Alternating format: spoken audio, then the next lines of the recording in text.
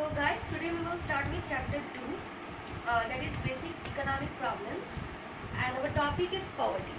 What do you understand by poverty? Let me explain. This is one of the burning issues faced by the countries of the world, that is poverty. Poverty is one of the burning issues which is faced by our country.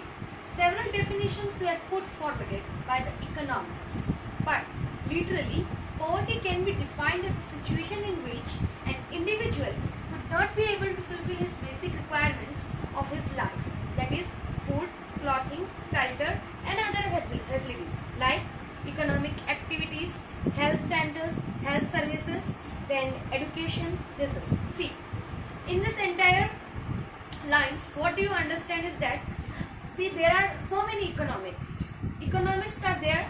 They have put forward it several definition in regards to this topic, that is poverty. But the actual definition of poverty is that it can be defined as an individual, a situation in which he or she could not able to fulfill his basic requirements, that is food, clothing, shelter, which I have told previously.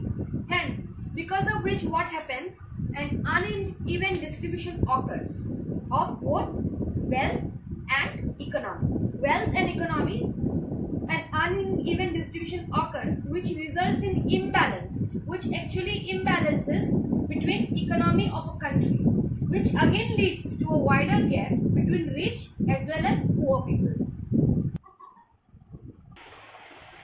So next is, after poverty there comes poverty line. What is poverty line?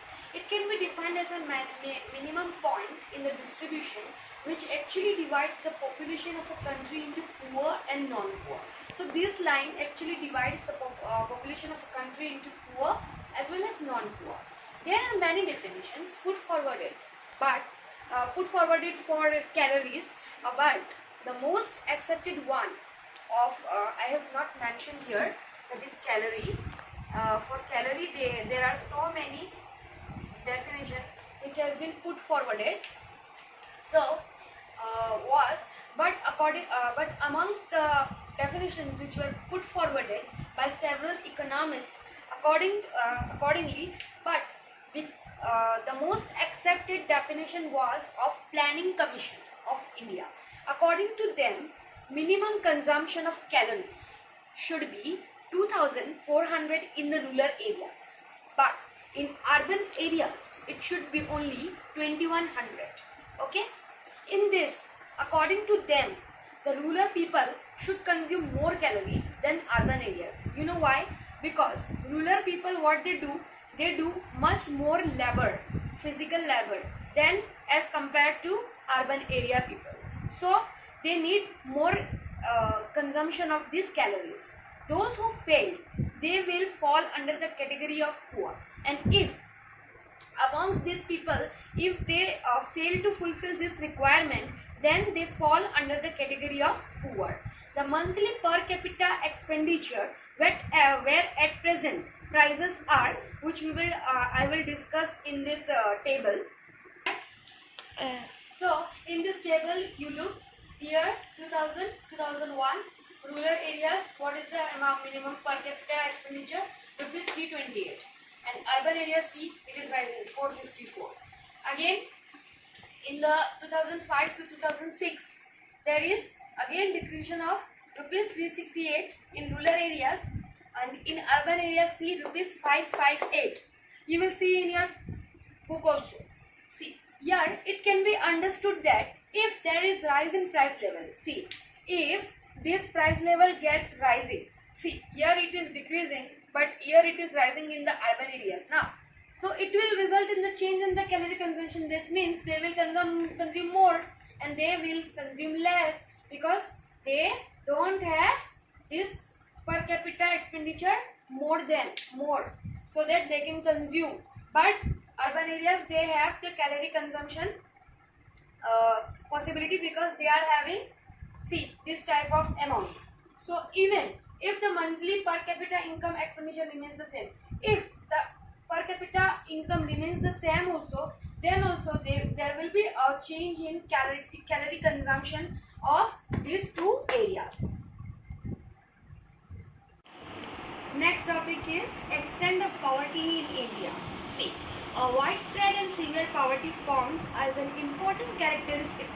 Widespread and severe poverty, it is one of the main characteristics of poverty, extent of poverty.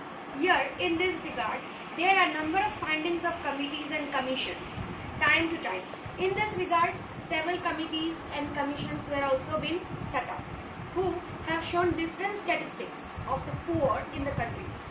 Who have shown these commissions and committees, they have shown different statistics, means different data that how much poverty has been raised, how much poverty have been declined, okay, in the country. But it is seen that the number of poor in our country is decreased in the post-independence, but it was not up to the expectation. But meanwhile, we have also seen that it is in the post-independence. Post means this in which we are living. Here, the number of poverty has been decreased. It has been said, but it is not up to expectation. Still, people are poor. It can be noted that during 50s and 60s, no organization or institution such as the Planning Commission of the time took any leading role in studying the problem of poverty in India. See, it is in 60s and 50s that Planning Commission did not take any further step leading to the study of problem of poverty in India. Such studies were carried out only for the initiative of certain individuals. They studied regarding the problem of poverty. Furthermore, it is only since the early part of the 70s that the Planning Commission started to present the statistics of poverty in a methodical manner, and it was only during the early part of the 17th century that Planning Commission started to present the statistical poverty in a methodical method. Means they have studied by method.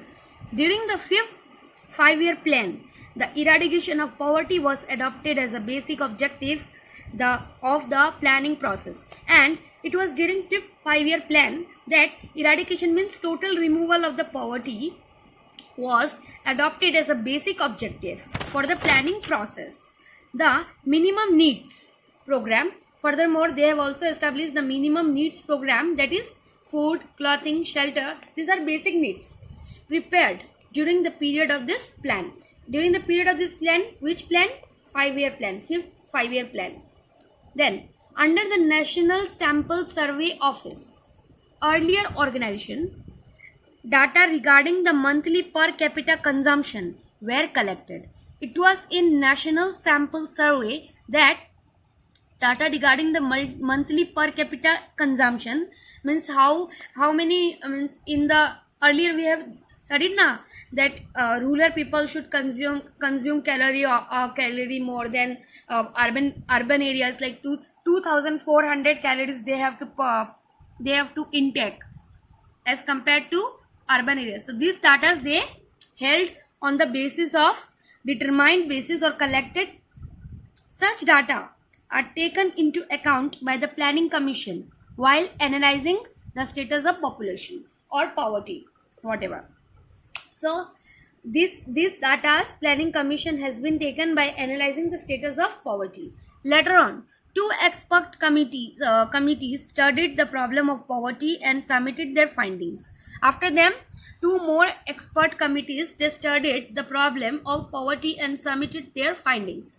According to the study made under the expert guidance of Professor Tendulkar in 2009, during 2009 to 10, 33.8% of people of rural areas, according to Tendulkar, 33.8% of people of rural areas, then 20.9% of people of urban areas. This data he is talking about 2009 and 2010, and a total of the second expert committee was, see, these were expert committees, okay, was Professor Rangarajan, and second expert committee was established by Professor Rangarajan. The Rangarajan committee report was presented in 2014, and Rangarajan reports was presented in he has presented the data in 2014. According to its findings, During 2011 and 12, 30.9% of people of rural areas, then 26.4% of people of the urban areas, and a total of 29.5% of the total population are below the poverty line. So this was his statistical data which he has presented. According to the findings of the Tendulkar Committee of the total population of Assam, now we were talking about India, now Assam, see, he has also given the statistical data of Assam. 34.4% of the population are poor out of 100%. In the rural areas, this number stands at 36.4%, and in the urban areas, it stands to 21.8%. Okay, so see, rural areas, poverty is more than the urban areas. Okay, on the other hand, according to the findings of the Rangarajan Committee, previously we were talking about Tendulkar's committee of who has given the statistical data of Assam. Okay, then on the other hand, according to the findings of the Rangarajan Committee of the total population of Assam, 40.9% are poor, 40.9% are poor, and 42.0% of people in rural areas, and 38.2% of the people in the urban areas live under the poverty line. Here also we can see the ratio of poverty is more in rural areas as compared to urban areas. Okay. So next we will start with causes of poverty. So there are three types of causes which we will face in the poverty, that is historical, economic, social. Historical poverty is nothing, you see, during the British rule, the Indian resources were taken abroad. During the British rule, the Indian resources, we have discussed in history now, that drain of wealth, which I have explained in the Indian nationalism. See, Britishers, what they did, they took all the resources, some of the resources from India, and they exported to their native places. Okay, and as such, the base of the Indian economy was weakened, as a result of which the base of the economy of India was being weakened, means destroyed. This problem was given a broad explanation in the book of Poverty and Un-British Rule in India. This book is written by Dadabhai Naoroji. Okay, and he had explained, Dadabhai Naoroji is actually well known for his drain of wealth theory. Okay, so in his book, that is Poverty and Un-British Rule in India. Un-British Rule in India means they have controlled India, and they have established a trade in India through India. What did they do? They sent their resources to their native places, and this Dadabhai Naoroji, he has given a good explanation, an entire gist of this poverty and Un-British Rule in India in his book, whose name is Poverty and Un-British Rule in India. So this problem became severe during the independence period, and this problem was very much serious during the independence period. You know, independence period 1947. Okay, economic. Now second factor, economic. The reasons of poverty in rural are the absence of land ownership. There was no land ownership, means there was no person who can take land. The absence of employment opportunity, no employment opportunity outside the agriculture sector. कोई भी employment opportunities नहीं था outside the agricultural sector. जो भी था agricultural sector के अंदर में था. कितना तो था ना. The presence of uneducated and unskilled labor, और uneducated मतलब illiterate laborers भी थे. The limited size of agricultural production, low rate of wages, etc. These were some of the problems, economic problems. The reasons of poverty in urban India. ये सारे reasons थे rural में क्या क्या थे. पहला था unemployment, seasonal unemployment. फिर no employment opportunity outside the agriculture, no land ownership, then unskilled and uneducated labor. लेकिन देखो अर्बन एरियाज में क्या है, the endless flow of labour from the rural areas because of the poverty in the rural areas. Means देखते हैं ना हम लोग, मजदूर लोग क्या करते हैं, अपने गांव से शहर आ जाते हैं ना, यही है the endless flow of labour. Labour means जो काम करने वाले लोग होते हैं वो लोग तो ऑलरेडी इलिटरेट होते हैं, फिर भी तो आते हैं ना यहाँ पर. क्यों? क्योंकि उन लोगों के एरिया में क्या होता है, इतना एम्प्लॉयमेंट अपॉर्चुनिटी नहीं होता है. फिर अर्बन एरिया में एक और प्रॉब्लम है lack of housing, lack of drinking water, polluted environment, creation of slum area. Slum areas पता है ना आप लोगों को, झोपड़पट्टी एक्सेट्रा, ये सब बहुत होते हैं शहर में. Besides these reasons, the aggregate increase of aggregate means regular rapid increase of population has led to the decrease in the capacity to save, as a result of which there is a shortage of capital for the purpose of investment, and hence the level of economic development is not encouraging. Now social में क्या आता है, a sizable portion of the population is restricted from the benefits of socio-economic development due to the prevalent of caste system. बहुत कुछ होता है job sector में जाके देखना, बहुत कुछ होता है जैसे कि कास्ट सिस्टम, मतलब तुम इस कास्ट के हो तो तुम हमारे यहाँ पे काम नहीं कर सकते हो, ऐसा कुछ भी होता है ना ऐसा कुछ. As a result of which the problem of poverty has taken as a complex form. Next we will start with problem of population. What do you understand by problem of population? ये सभी problem of population के हम लोगों ने causes पढ़े हैं. आप poverty के कॉजेज पढ़े हैं. अब हम लोग प्रॉब्लम ऑफ पॉपुलेशन, मतलब पॉपुलेशन अगर ज़्यादा हो तो क्या प्रॉब्लम हो सकता है, हमको तो पता है क्या हो सकता है, लेकिन फिर भी डिटेल्स में पढ़ लेते हैं. Among the problems facing developing economies like India, the problem of population explosion is one of the most important. Population explosion means the excessive growth of population. You know that the rate of growth of population in India is the highest in the world. Yes, India की population सबसे ज़्यादा है. From the standpoint of the size of the population, India occupies the second position in the world. और India क्या आता है, second position में आता है पॉपुलेशन के मामले में. फर्स्ट कौन आता है देखिए तो, the most populated country in the world is China. पता ही था, चाइना जो है वो सबसे पॉपुलेटेड है, इंडिया से भी पॉपुलेटेड है. According to the 2011 census, the population of India is 121 crore. 2011 का सेंसस मतलब 2011 के रिकॉर्ड से पता चलता है कि इंडिया का पॉपुलेशन क्या था, 121 crore. 2.4% of the world's land area is in India, whereas India's population is 17.5 of the world's population. मतलब इंडिया के, मतलब भारत की धरती पे कितने थे, 2.4% of the world land area ये थी.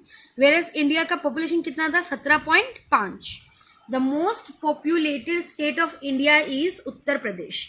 तो हमारा सबसे मोस्ट पॉपुलेटेड इंडिया का स्टेट कौन सा है, उत्तर प्रदेश है, with 19.9 crore according to 2011 census. The least populated is Lakshadweep. सबसे छोटा कौन सा है, Lakshadweep, with 64,429 people only. According to the 2011 census, the population of, you can अच्छे से लेना है, you can see in this graph, you will get understand what is written in this. If you want, then tell me, I will explain you in the next video. Assam is almost 3 crore and 12 lakh with a population of 28 lakh and 26,000. Nagaon is the most populated district in Assam. So which district is most populated? Nagaon. The second place is occupied by Dhubri district. That is 19 lakh and 48,000. Dhubri जो है वो district second most populated है, जहाँ पे 19,48,000 मतलब 48 लाख, 48 नहीं बाबा, हाँ 48 lakh. The least populated district of Assam is Dima Hasao. और सबसे छोटी लीस्ट पॉपुलेटेड जो है वो कौन सी है, दीमा हसाओ, जहाँ पर कितने हैं, 13,529. फिर certain data regarding India and Assam according to the 2011 census are as follows. Some points regarding India's population. अभी इंडिया का population देखो क्या है. Density of population per square kilometer 382 people. ये है density of population. The most densely populated state is West Bengal 1029. and the most sparsely populated state is Arunachal Pradesh. Sparsely means बहुत कम, that is 17. Okay, the decadal growth of population is 17.64%. Then sex ratio, the number of sex ratio means number of female per 1000 males. सबसे ज़्यादा मतलब mail और female की संख्या कितनी है, is 940 among the state of the country. The sex ratio is highest in Kerala. पर वहाँ पे फीमेल और मेल की पॉपुलेशन कितनी है केरला में 1084 एंड द लोएस्ट इन हरियाणा. हरियाणा में सबसे कम है 877. अब देखो असम की, ये थी आपकी इंडिया की, अब आएगी असम की. The density of population in Assam is 397 people. 397 people. The density is higher than that of the country. यहाँ पे डेंसिटी हायर है, पहले में क्या थी 382, यहाँ पे कितनी है 397. See the most populated district in Assam is Kamrup metro 2010 तक. The second most populated in Assam is Dhubri 1171. The density is least मतलब least is in Dima Hasao district, that is 44 only. The decadal growth of population is, decadal means decrease death rate, is 15.35. This rate is highest in Dhubri district 24.4 and lowest in Kokrajhar district 5.19. The sex ratio in Assam is 954. Okay, this is an encouraging trend. ये भी बहुत अच्छा है because this rate is higher than that of the country. यहाँ पे हर चीज में असम आगे ही है, ठीक है. तो यहाँ पे देखो because this rate is higher than that of the country, क्योंकि ये कंट्री के रेट से हायर है. देखो पहले में क्या थी 940 था इंडिया में, यहाँ पे देखो सेक्स रेशियो क्या है 954. मेल और फीमेल ज्यादा है इधर. Because this rate is higher than that of the country, the highest sex ratio is in Morigaon district 974 and the lowest in Kamrup metro district 922. The following are among the important reasons of the growth of population in Assam and India. ये सारे reasons है: high birth rate, illiteracy, poverty, lack of social consciousness, lack of population education. ये सब कुछ समझ जाओगे. It's very easy. Nothing is to explain. The influx of population from other state. Influx means increase. And countries into Assam has aggravated the population problem in Assam. ये high rate है ना, बहुत ज़्यादा रेट है, तो ये तो हमारा बेसिक हम लोगों का डिमांड्स वगैरह पूरा नहीं हो पाएगा ना इससे. तो क्योंकि अगर डिमांड ज़्यादा होगा तो क्या होगा, प्राइस भी ज़्यादा होगा, तो हम लोग खरीद पाएंगे क्या चीज़ें, नहीं खरीद पाएंगे. तो specially the unrestricted flow of population from the neighbouring states of Bangladesh and Nepal has caused adverse effects on the social fabric of the state. Okay, Then next comes problem of unemployment.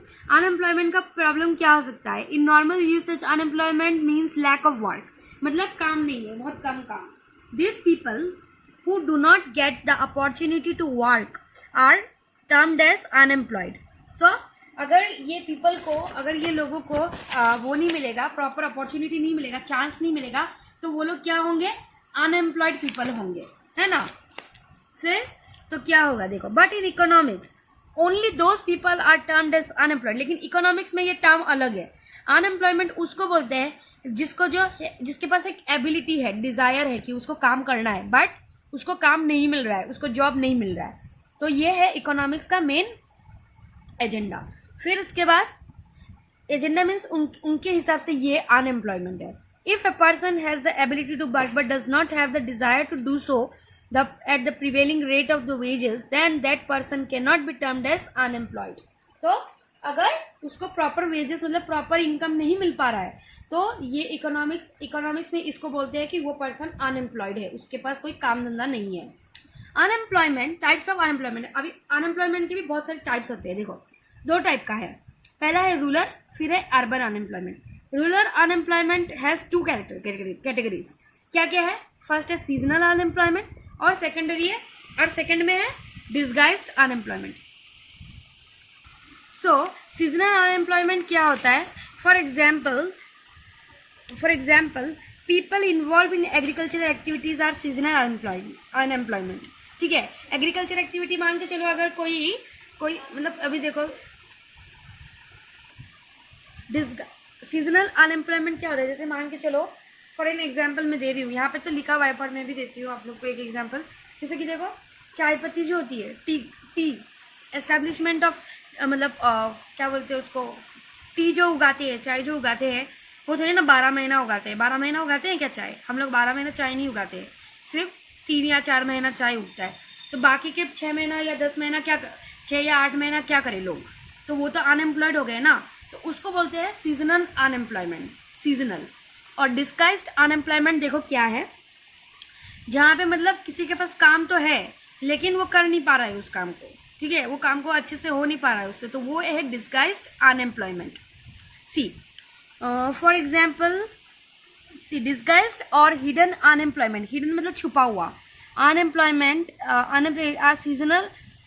Disguised or hidden unemployment are those who look as if they are employed but they do not have any role in the total production।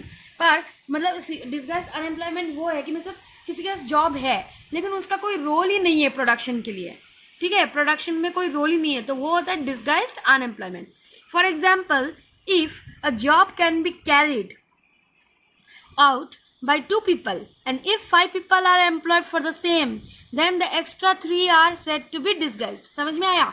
अगर 5 लोग को employ किया है लेकिन उनमें से 2 लोग काम कर रहे हैं, बाकी के 3 लोग ऐसे ही बैठे हैं, तो वो होता है डिस्गाइज्ड अनएम्प्लॉयमेंट। समझ में आ गया? फिर ये था आपका ये पूरा डिस्गाइज्ड और क्या सीजनल। तो डिस्गाइज्ड और सीजनल था रूरल एरिया का अनएम्प्लॉयमेंट। अब अर्बन एरिया का अनएम्प्लॉयमेंट क्या होता है? इंडस्ट्रियल अनएम्प्लॉयमेंट होता है एक, और एक एडुकेटेड अनएम्प्लॉयमेंट होता है। तो क्या होता है देखो, people who do not find employment in the industries are known as industrial unemployment. जिसको इंडस्ट्रीज में काम नहीं मिलता है वो पीपल होते हैं unemployed, industrial unemployed.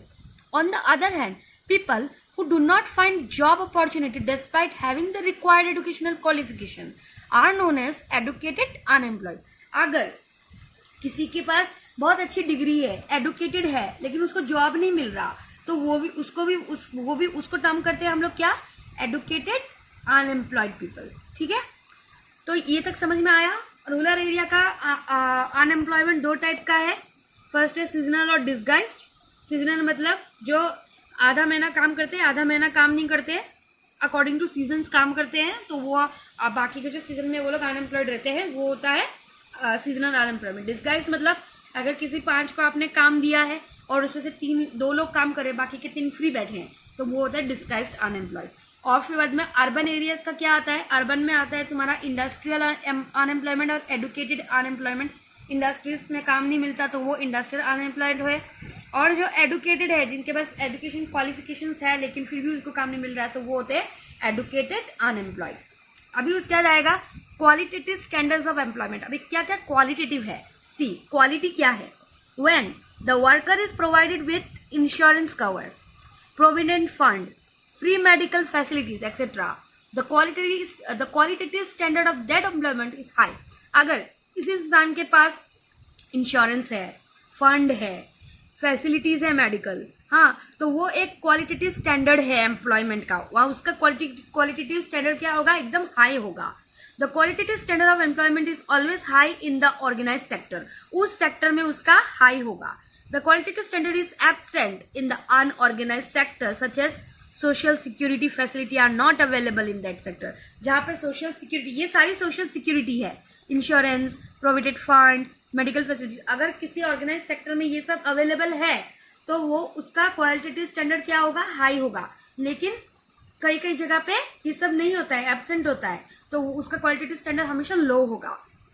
In India more than 90% of the workers, female workers, are in unorganise sector. क्या फीमेल को मिलता है क्या ये सब? Insurance, fund, medical facilities proper नहीं मिलता है। तो इसीलिए यहाँ पे बोला गया है कि आउट ऑफ 100% 90% फीमेल वर्कर जो है, जो काम करती है, उन लोग को, वो लोग अनऑर्गेनाइज सेक्टर्स में ही रहती है हर वक्त, इनको ये फैसिलिटीज नहीं मिलती। The number of workers must be 10 और more than to be organised in this sector. If the number is less than 10 it is called unorganised और अनरेगुलेटेड सेक्टर। बट अगर मतलब पूरा एकदम 10 से कम है, मतलब मान के चलो 96-97% फीमेल मेंबर्स को नहीं मिल रहा ये सब, तो उसको क्या बोलेंगे, अनऑर्गेनाइज्ड और अनरेगुलेटेड सेक्टर.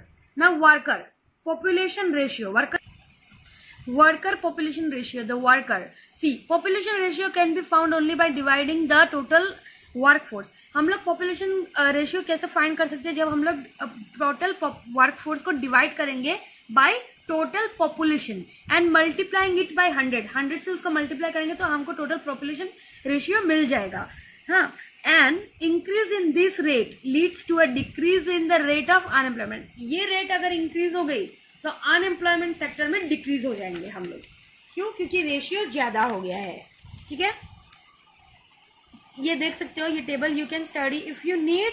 टेबल्स मैं नहीं पढ़ूंगी यहाँ पर, टेबल्स आप लोग खुद देख के समझ जाना. अगर आप लोग को नहीं समझ में आता है तो मुझे बोल देना, मैं एक अलग सा टेबल्स के लिए वीडियो बना दूंगी. The rate of unemployment in India and Assam. India में क्या है अनएम्प्लॉयमेंट का रेट, देखो. In India the rate of unemployment is calculated by the national sample survey organisation. National sample survey organisation calculate करता है इंडिया का rate of unemployment sector. To calculate the rate of unemployment the NSSO क्या है, national simple सर्वे organisation, यहाँ पे short form में लिखा है, कंफ्यूज मत होना. Has desired 3 concept. उन्होंने 3 कॉन्सेप्ट डिजायर किया है. क्या? देखो, यूजुअल स्टेटस और on the basis of the currency year, फिर current daily status, current weekly status. ये सब अनएम्प्लॉयमेंट का बता रहा है वो. ठीक है, कि मतलब करंट ईयर में क्या हुआ, इसका स्टेटिस्टिकल डाटा है उसके पास. करंट डेली स्टेटस क्या है, अभी का डेली स्टेटस क्या चल रहा है, फिर डेली वीकली स्टेटस क्या है, ये सब. The basics of this concept is the length of the working days calculated by the union. According to the 68th study of the National Sample Survey Organization, on the basis of the usual status or rate of unemployment in India and Assam, the number of unemployed per 1,000 employed people is shown in the table below. You can read it. If you need, then tell me, I will give you a separate video for this. Now, causes of unemployment. There are many causes for the unemployment. First है high rate of population growth. अगर high rate of population growth होगा तो बहुत सारी problems होगी. Second आएगा आपका jobless growth. Jobless growth मतलब यहाँ पे आएगा तुम्हारा अनएम्प्लॉयमेंट अपॉर्चुनिटीज. ये तुम लोग बना के लिख सकते हो, इसको पढ़ाने की जरूरत नहीं है. The gap between the rate of the growth of national income and the rate of employment is increasing. Such a situation is called jobless growth. मतलब गैप बिटवीन नेशनल इनकम और rate of employment is increasing. National income और employment increase होता है तो उसको कहते हैं jobless growth. This leads to the increase in the problem of unemployment. इससे क्या, वही मैंने बोला, प्रॉब्लम ऑफ अनएम्प्लॉयमेंट से ही रिलेटेड है ये. फिर स्टैग्नेंट एग्रीकल्चरल डेवलपमेंट, मतलब पुराना मेथड ही चल रहा है, कोई टेक्नोलॉजी नहीं है, कुछ नहीं है, तो वो होता है स्टैग्नेंट एग्रीकल्चरल सेक्टर. और भी बहुत सारी प्रॉब्लम्स जो होती है, जैसे कि खेती सूखी पड़ रही है या फिर वो सब हो रही है. यहाँ पूरा अच्छे से मेंशन नहीं है, थोड़ा थोड़ा आप लोग खुद से कर सकते हैं. For a predominantly agriculture country like India the rate of growth of agriculture is not up to. As a result unemployment occurs among the people engaged in agriculture. Unemployment sector से ही रिलेटेड है सारा. फिर slow rate of industrialisation. Industrialisation मतलब industries occur नहीं हो रही है अच्छे से, बड़ी बड़ी इंडस्ट्रीज नहीं बन रही, अभी तो बन रही है, ये मतलब पहले का डाटा है सारा. फिर अप टू एक्सपेक्टेशन नहीं है सब कुछ. Faculty educational system faulty educational system मतलब करप्शन के रिलेटेड ही है. मतलब कोई भी उनका करिकुलम अच्छा नहीं है, ये सब अच्छा नहीं है, तो ये भी फॉल्टी एजुकेशनल सिस्टम भी एक तरह का कॉज है फॉर अनएम्प्लॉयमेंट. ठीक है. So besides this above mention causes low capital formation भी आ सकता है, पॉवर्टी भी आ सकता है, lake of proper planning etcetera, ये सब भी कॉज बन सकता है अनएम्प्लॉयमेंट का. ठीक है. नेक्स्ट हम आएंगे इन्फ्लेशन. इन्फ्लेशन क्या होता है, ये बहुत इंपॉर्टेंट टॉपिक है. Inflation means certain rise of prices, उसको बोलते हैं इन्फ्लेशन. मतलब अगर एक कमोडिटी एक चीज तुम खरीद रहे हो, उसका प्राइस अगर बढ़ गया तो वो हो गया इन्फ्लेशन. क्या हो गया? इन्फ्लेशन. अगर एक चीज खरीद रहे हो लेकिन ये इन्फ्लेशन क्यों होता है? इकोनॉमिक्स में इन्फ्लेशन इसलिए होता है कि डिमांड ज्यादा हो रहा है तो प्राइस भी ज्यादा होगा, तो इसके लिए इन्फ्लेशन हो जाता है. सर्टेन राइज ऑफ, देखना मार्केट में हमेशा इन्फ्लेशन ही रहता है. क्यों? क्योंकि हर टाइम सब्जी वब्जी अगर लेने जाते हैं हम लोग तो प्राइस बढ़ता ही रहता है चीज़ों का, ठीक है, सब्जियों का तो सबसे ज़्यादा प्राइस होता है, तो वो भी इन्फ्लेशन है. So in communities, but in economics, ये इकोनॉमिक्स का नहीं है, ये जनरल लैंग्वेज है कि rise of prices. But economics में क्या होता है देखो, a continuous rise in general price level is known as inflation. General price level मतलब अगर किसी कमोडिटी का प्राइस ऐसे मतलब अच्छा है लेकिन उसका और मतलब जनरली इतना प्राइस है लेकिन और ज़्यादा बढ़ गया है बेकार में, तो उसको बोलते हैं inflation. During inflation there is a rise in the price and decline in the value of money. मतलब उसका कोई वैल्यू नहीं होता, फिर मतलब वो चीज़ फिर कोई खरीदता नहीं है क्योंकि वो बहुत ज़्यादा महंगी हो जाती है हद से ज़्यादा. सी, और डिफ्लेशन क्या होता है, डिफ्लेशन मतलब होता है डिक्रीज इन, ठीक इसका उल्टा, डिक्रीज इन प्राइजेस, वो डिफ्लेशन होता है. फिर कॉजेज ऑफ इन्फ्लेशन क्या है, कॉजेज ऑफ इन्फ्लेशन ये है, there are two main causes of inflation, they are push और pull factor. Demand pull, cost push. वही मैंने बोला था कि अगर डिमांड ज़्यादा उठेगा तो कॉस्ट ज़्यादा बढ़ेगा, मतलब प्राइस को ज़्यादा धक्का पड़ेगा कि मतलब अभी प्राइस बढ़ाना पड़ेगा क्योंकि ये चीज़ का डिमांड हो रहा है ज़्यादा, ठीक है. तो demand pull inflation occurs when there is an increase in the demand for the commodities of the consumers. अगर कंज्यूमर कोई चीज़ ज़्यादा अच्छे से उसको वो अच्छी लग रही चीज़ बार बार खरीद रहा है और बहुत सारे लोग खरीद रहे हैं उसी चीज़ को, तो उस चीज़ का रेट बढ़ जाएगा. But there is no correspondence increase in the supply of the commodities. पर सप्लाई ऑफ द कमोडिटीज कभी इंक्रीज नहीं होगी क्योंकि लिमिटेशन होती है, लिमिटेशन है इसीलिए तो प्राइस बढ़ रहा है ना वो चीज़ का. इन सच a situation there is increased money or purchasing power in the hands of the people, and so there is increase in the demand for commodities which are in short supply in the market. As a result, the prices of goods and services go up.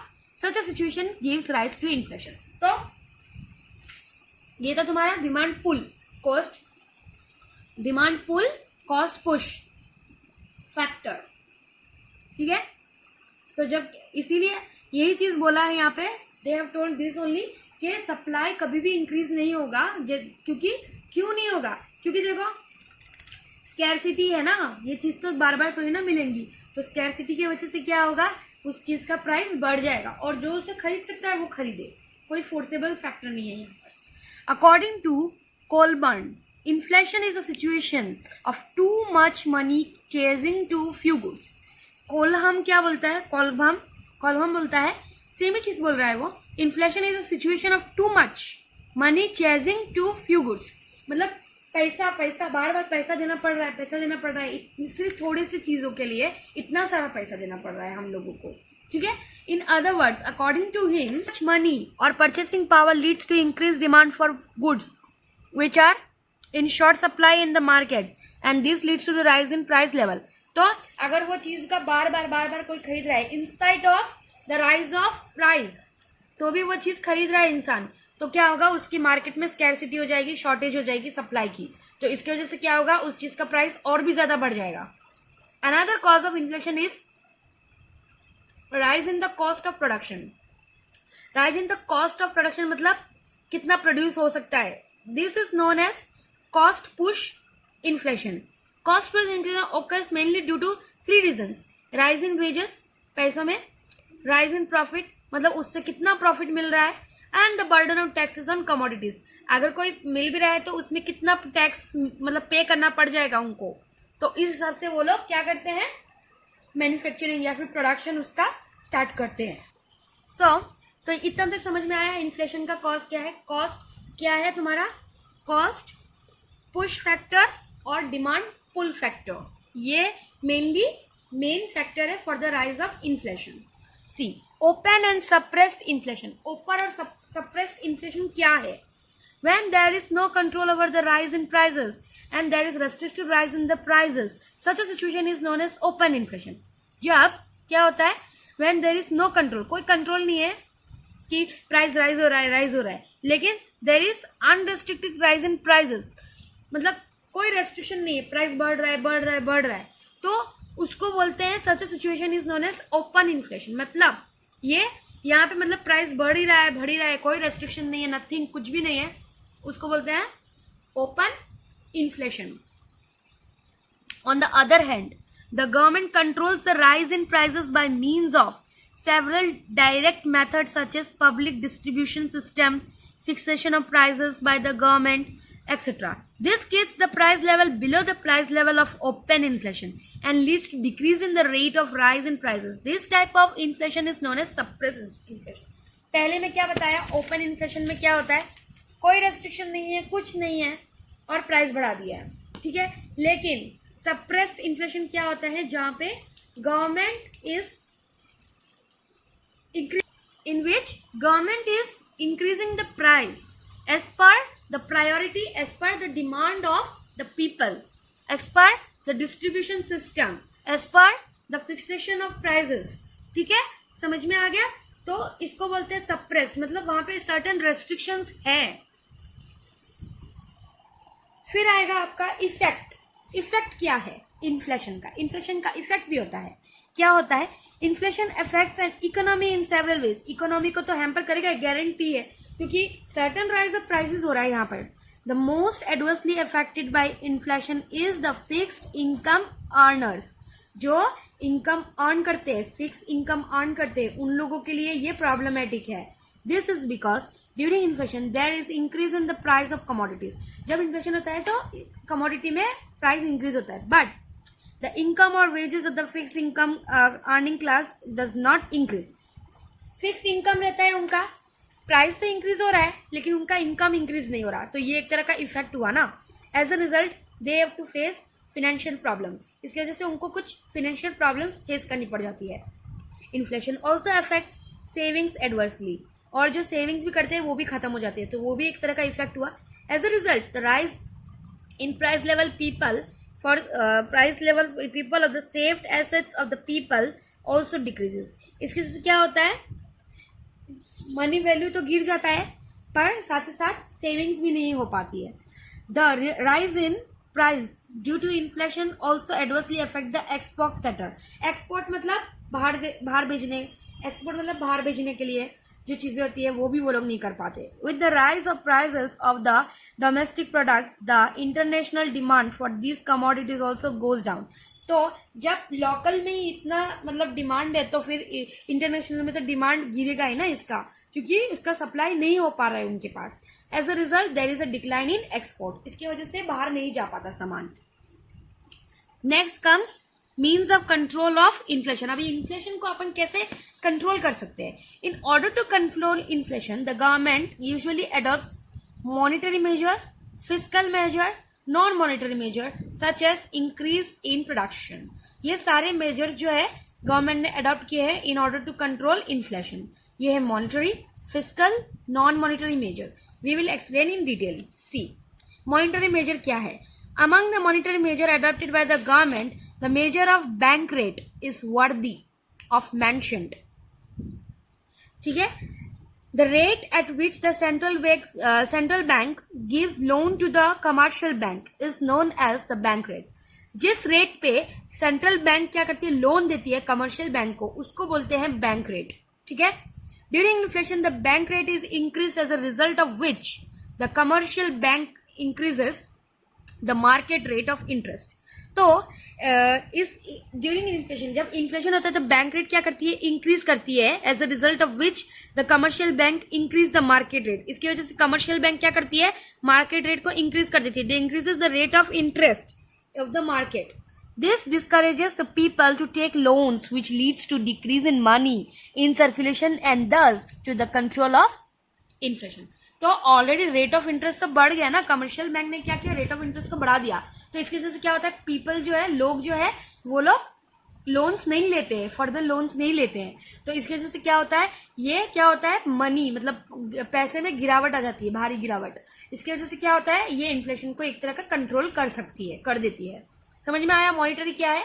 Monetary वो है जहाँ पे क्या होता है, bank आपको loan देती है लेकिन रेट ऑफ इंटरेस्ट बढ़ा के. अगर आप उसको, अगर रेट ऑफ इंटरेस्ट बढ़ गया तो ऑब्वियसली हम लोग लोन नहीं लेंगे. लोन नहीं लेंगे तो क्या होगा, पैसा गिर जाएंगे, money will decrease in circulation, मतलब एक दूसरे से बटना बटना खत्म हो जाएगा, सर्कुलेट नहीं हो पाएगा, तो ये हम लोग इससे क्या होगा, हम लोग इन्फ्लेशन को कंट्रोल कर पाएंगे। सेकेंड है फिस्कल। फिस्कल मेजर क्या है? This is also known as income, as the income and expenditure method. मतलब एक्सपेंडिचर मेथड मतलब कि हम लोग कैसे एक्सपेंड करते हैं, मनी को कैसे स्पेंड करते हैं।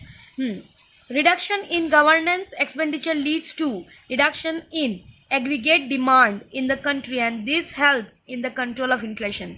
अगर एक्सपेंडिचर मतलब अगर गवर्नमेंट का एक्सपेंडिचर लीड्स टू रिडक्शन, अगर उनका एक्सपेंडिचर रिड्यूस्ड है तो इन एग्रीगेट डिमांड, किसी डिमांड से, तो कंट्री में भी इसका क्या होगा, डिमांड गिर जाएगा, मतलब रिडक्शन हो जाएगा, तो इससे भी हम लोग इन्फ्लेशन को कंट्रोल कर पाएंगे। Moreover by levying different taxes pay करने के लिए the excess disposable income in the hand of the people can be transferred to the government.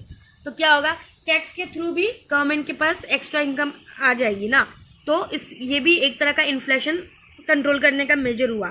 This will lead to decrease in the aggregate demand and control of the inflation. The government can also control inflation by taking loan from the general public. Loan भी लेके वो inflation को control कर सकती है। ये होता है फिस्कल फैक्टर। समझ में आया? फिस्कल फैक्टर क्या है?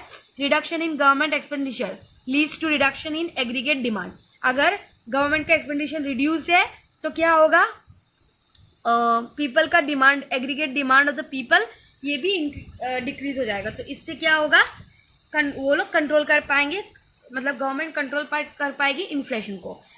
साथ ही साथ अगर गवर्नमेंट टैक्सेस लेती है, the excess disposable income in the hand of the people, और ज़्यादा लेती है taxes, can be transfer to the government, तो ये गवर्नमेंट के पास आ जाएगा। तो ये भी एक तरह का मेजर है कि वो कंट्रोल कर पाएगी इन्फ्लेशन को।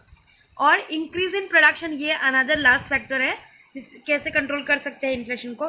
द गवर्नमेंट कैन एक्सिलरेट, मतलब एक्सिलरेट द प्रोसेस, मतलब भगा सकती है the process of production by the proper utilization of utilized resources. एक प्रॉपर यूटिलाइजेशन करके यूटिलाइज्ड रिसोर्सेज से भी वो एक्सिलरेट कर सकती है।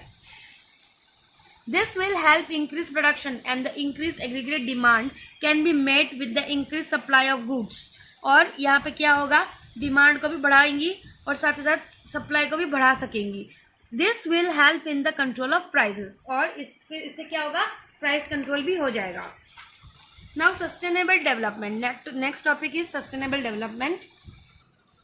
सो सस्टेनेबल डेवलपमेंट क्या होता है? In the present times the competition that has started among the countries for economic growth has had an adverse effect on the environment. See, आजकल क्या हो रहा है, कंपटीशन चल रहा है, कहाँ पे, कंट्रीज के बीच में, किस लिए, इकोनॉमिक ग्रोथ के लिए। और ये एक इकोनॉमिक ग्रोथ के लिए जो कंपटीशन चल रहा है, इसके साथ क्या हो रहा है, ये हमारा इन्वायरमेंट है, our environment is greatly been hampered. The deterioration of the environment has become a threat to the existence of the world and which is a most important threat mean problem, एक तरह का problem है, danger है हमारे world के लिए। The temperature of the earth has been increasing over every decade and the temperature of the earth क्या है, it increases at every decade, मतलब हर दिन ब दिन बढ़ता जा रहा है। This has led to the problem of global warming, और इसके वजह से क्या हो रहा है, ग्लोबल वार्मिंग भी हो रहा है। Problems like deterioration of biodiversity, climate change etcetera lead to the deterioration of the environment.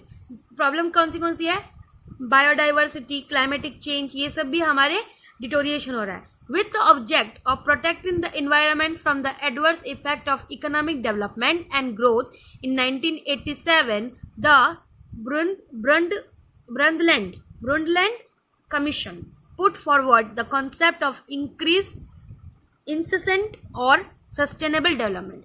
तो इसको कंट्रोल करने के लिए, इसको प्रोटेक्ट करने के लिए एक प्रोग्राम लॉन्च किया गया जिसका नाम था सस्टेनेबल डेवलपमेंट। किसने लॉन्च किया?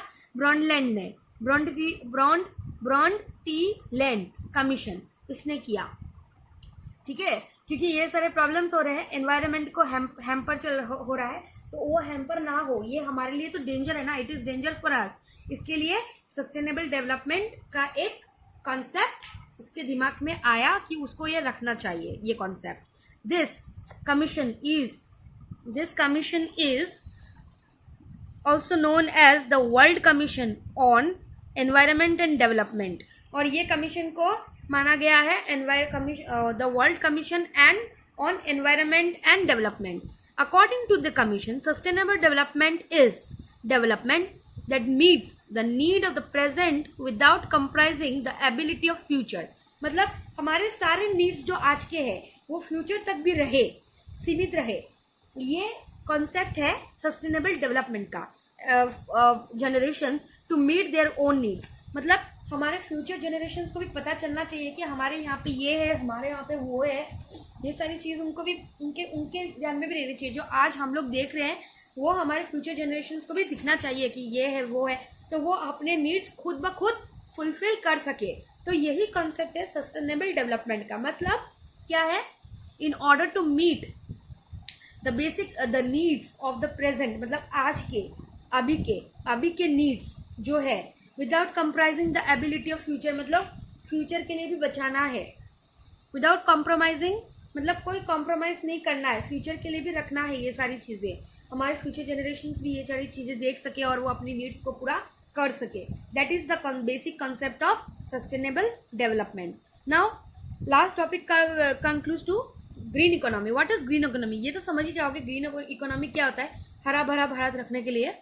तो an economy whose aim is to remove the threats to the environment and the problems of the ecological system and achieve sustainable development is known as green economy. तो green economy का क्या M है? Ecological system को sustain करना और sustainable development को introduce करना, मतलब रखना, ठीक है, और सारी प्रॉब्लम्स को निकाल देना. That is the main aim of green economy. There is a motto for the environmentally conscious individuals and institution. मतलब एक तरह का नारा बोल सकते हो, नारा लगाओ जैसे थिंक ग्लोबली एक्ट लोकली, मतलब ग्लोबली थिंक करो और लोकली एक्ट करो. ठीक है, तो this was all about the entire chapter. If you don't understand please tell me.